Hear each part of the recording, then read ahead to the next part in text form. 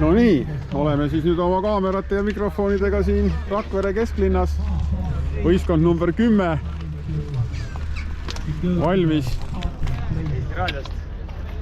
Eesti Raadiost. Rada on planeeritud, rada on väga tore, väga elevust tekitav.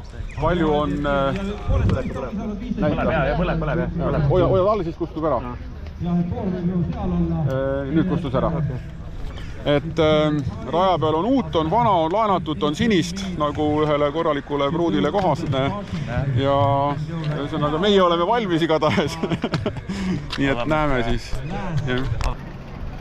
Eesti esirattur.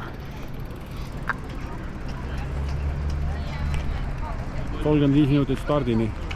Varsti hakkab nüüd võistkondade tutvustamine ja kepsude välja jagamine.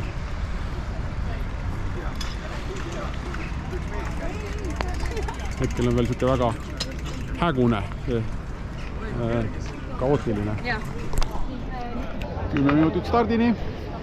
Vahepeal on kätte antud GPS ja kontrollitud ära kell. Värev tagin.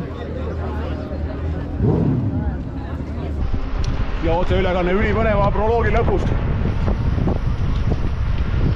Rakvere on täidetud hullude ratturitega.